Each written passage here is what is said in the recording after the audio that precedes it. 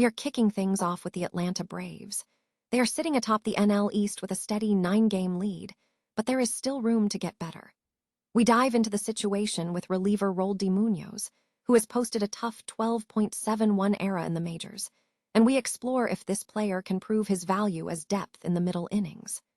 We look at the data to see if Munoz's dominance in the minors can translate to MLB success.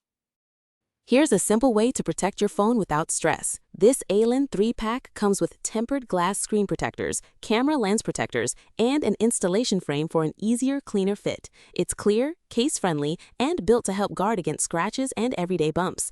Check the link in the comments to get it on Amazon.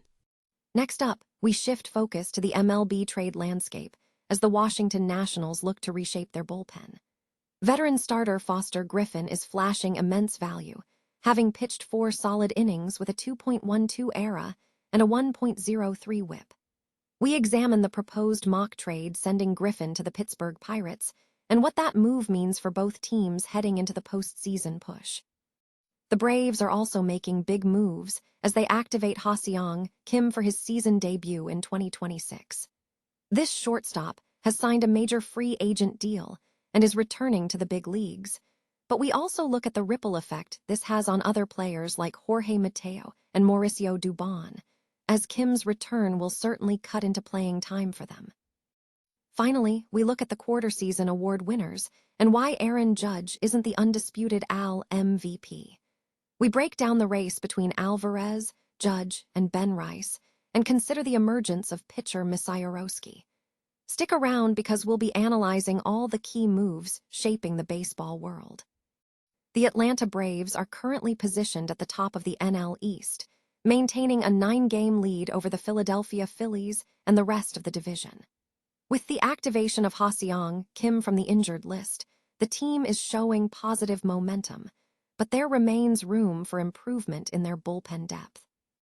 In a recent analysis, Christopher Klein of Fansided.com suggested the Braves should promote a reliever who has demonstrated significant promise, pointing toward Rolddy Munoz, a pitcher who has posted a 12.71 ERA in Major League Baseball. While the previous MLB statistics for Munoz, 4 games and 5.2 innings yielding 9 hits, 2 home runs, and a 12.71 ERA with 8 strikeouts and 6 walks, are concerning, his performance in the minor leagues has been outstanding. Across 12 games at AAA, Munoz has recorded a 0.64 ERA over 14 innings pitched, racking up 16 strikeouts and maintaining a 1 WHIP. Fansided suggests that Munoz could serve as valuable depth in a middle innings role, complementing established elite relievers like Raisel Iglesias and Robert Suarez. The argument is that if the success Munoz has shown in the minors can translate to the MLB level, he could offer quality relief. Given the Braves' status as legitimate World Series contenders this season, the addition of a reliever with an elite 2-pitch mix, featuring a fastball and slider, would be a significant asset to the roster. The Washington Nationals are making waves in the MLB landscape, particularly with the emergence of veteran starter Foster Griffin, who is attracting significant trade interest. Sitting just 3 games behind .500 through 41 games, the Nationals' bullpen has been instrumental in their unexpected success this season, and Griffin has become a key asset. The 30-year-old has experienced a significant comeback after spending the last 3 seasons in Japan, showing career-high production in just 8 starts. In those outings, Griffin has pitched 46 innings, recording 42 strikeouts with a 2.12 ERA and a 1.03 WHIP, placing his ERA 9th among all major league pitchers, a notable improvement from earlier in his career. Clubs across the league are monitoring Griffin, with several playoff contenders seeing him as a viable fit. The Pittsburgh Pirates are identified as a strong potential suitor, seeking to end a decade-long playoff drought and bolster their lineup. A proposed mock trade suggests the Nationals could send Griffin to Pittsburgh in exchange for Jard Triolo and Edward Florentino, a minor league prospect. This move would inject immediate bullpen strength into Pittsburgh, complementing their existing talent like Paul Skens and Mitch Keller, as they aim to shore up weaknesses heading into the postseason. For Washington, while losing Griffin impacts the bullpen, the team gains positional depth with Triolo and a high-upside prospect in Florentino. The addition of Triolo is seen as a way to address defensive concerns, potentially helping to improve C.J. Abrams' defensive performance. From a fantasy baseball perspective, while the trade might temper Griffin's overall production, his high strikeout rate and consistent ERA suggest he can maintain high-end fantasy output. The trade presents a calculated risk for Washington, who could attempt to negotiate a better return ahead of the trade deadline, leveraging Griffin's stellar performance this season. For the Pirates, the upside of acquiring a pitcher who can stabilize their bullpen for a playoff push is undeniable. The Atlanta Braves have activated shortstop Ha-Seong Kim from the injured list, marking his return to action, though he is slated for his 2026 debut. Kim was sidelined all season after sustaining a torn tendon in his hand following a fall on ice during the offseason.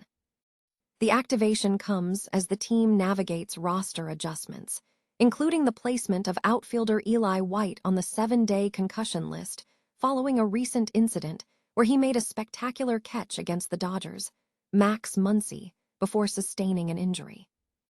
Kim is entering his first full season with Atlanta, having joined the club via an August waiver claim from the Rays organization. His performance has been solid, posting a .253 batting average, .316 on-base percentage, and .368 on-base plus slugging metrics across 98 plate appearances. This performance secured the front office's investment in a 1-year, $20 million free agent deal signed in mid-December. Reports indicate Kim declined a 4-year, $48 million offer from the Arizona Diamondbacks, prioritizing his own trajectory. Kim's career path has seen him move from the Korea Baseball Organization to MLB, initially signing a 4-year, $28 million deal with the Padres spanning 2021 to 2024, where he saw significant time across the infield, primarily at shortstop. His tenure in San Diego featured a .242 batting average, .326 on-base percentage, and .380 slugging percentage over 540 games, yielding a 101 WRC+. A late shoulder injury in 2024 necessitated surgery, leading to a 2-year, $29 million contract with the Rays, which included an opt-out clause after the first year. The Rays waived him in August, and Atlanta absorbed the remaining salary, triggering a clause that put him back on the free agent market. At the MLB level, Braves shortstops ranked 21st with a .26630 5378 line and a 92 WRC+. While Jorge Mateo drives much of the team's production, Mauricio Dubon has shown promise with a .271331410 though his performance has been inconsistent at shortstop compared to his output in the outfield.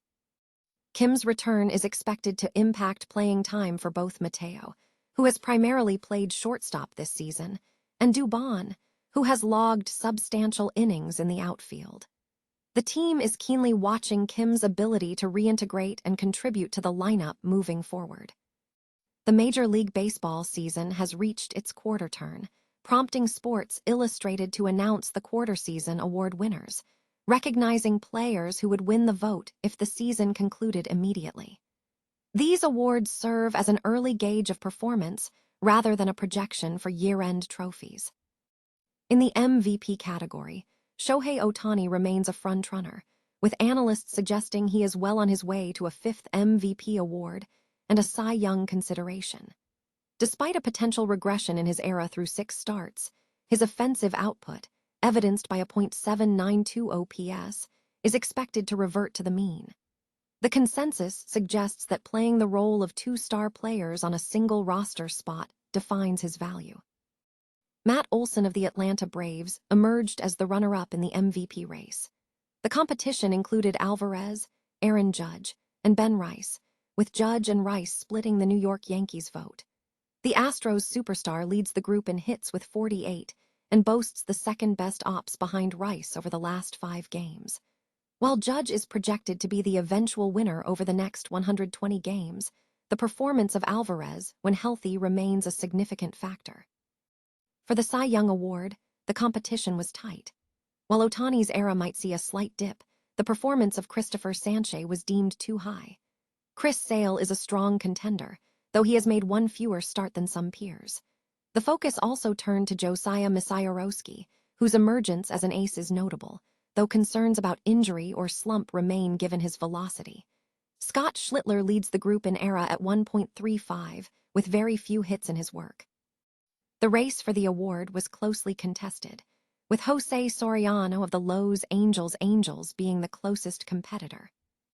In the defensive category, Connor Griffin was highlighted for his strong rookie performance, but Scott Weatherholt earned recognition for being the best rookie defender at his position, contributing significantly to the Cardinals' surprise team status.